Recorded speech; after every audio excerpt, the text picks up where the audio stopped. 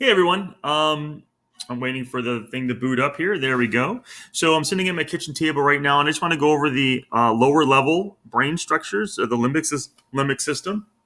This is on page 16 of your Google Slides presentation.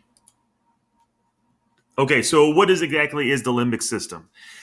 The limbic system is basically your hypothalamus, your hippocampus, and your amygdala. It's a whole bunch of structures that surrounds or borders the brainstem.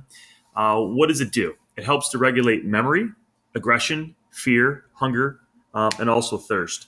And what it really it boils down to, it's your old mammalian brain, and it basically allows for you to kick in all these different fight or flight things, be able to store memories, new memories especially, and also respond to hunger, fear, and all that stuff right there. So here's the different parts to it again. Now, we mentioned the other day that the thalamus was in the brainstem, and there's a lot of debate with neuroscientists on exactly what part it is, but just know what it does. It's the process that actually integrates all the sensory information. So remember, that's our post office. So all the senses will go there except for the sense of smell, and then it gets sorted and sifted and sent on to the regions of the brain that need to do that. So what exactly does the hypothalamus, amygdala, and also the hippocampus do?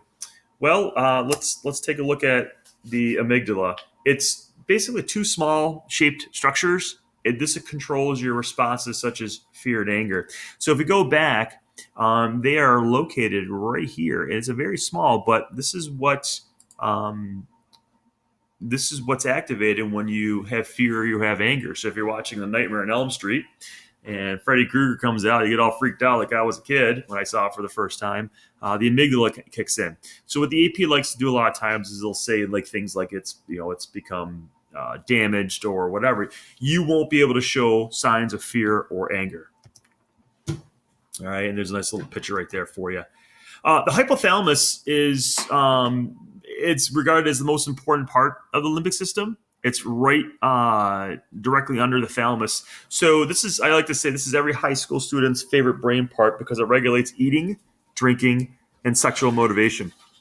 It also has a lot to do with your body temperature, your body thermostat, and also helps with the fight or flight reactions. And essentially, it lets you know when you're thirsty, or when you don't need anything to drink, or when you're hungry or you're full. And in psychology, we don't use the word full, we use the word satiety. And it also lets you know when you are ready or not ready to have sex. So, funny little statement right here. The hypothalamus controls the four F's of the brain: feeding, fighting, fleeing, and mating. Use your humor. Fun fact. So, this is something we'll spend a little more time on another unit. But if you do certain things to the ventromedial side of the hypothalamus or the lateral side of the hypothalamus, you'll actually turn on or turn off the desire to eat. So, they've actually had rats that are sizes of softballs. They've also had rats that have died because they just didn't eat and they never felt the need to eat. Hunger is a brain processing thing. It's not, you might feel your stomach, you might hear the pangs in the stomach, but hunger is not something that is from your stomach. The signals actually are sent to the brain, and that's where you feel your hunger. So, why is the hypothalamus the most important part of the limbic system? You guessed it, because it regulates basic needs such as thirst, hunger, and sex. The hippocampus is this part right here. It's this snail part. Okay, right here. All right. And what it basically does is it has to do with new memories.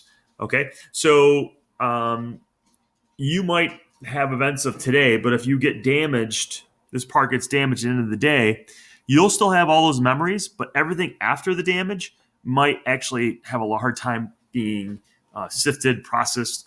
And so the movie 51st Dates is an example of this. While it's very fictionalized, it's very Hollywood, he remembers, who, or she remembers who she was, but she couldn't remember anything the next day. So, and that's kind of what happens there. Now, just another little thing right here. Let's see. Let's keep on going. Okay. kind of a gross picture, but the hippocampus is the only known brain structure that can be completely removed without causing any physical problems. All right. So again, the problems you'll have are be memory loss or new memory loss. Although you can function without your hippocampus, what problems will you face if removed? You got it. No ability to form new memories.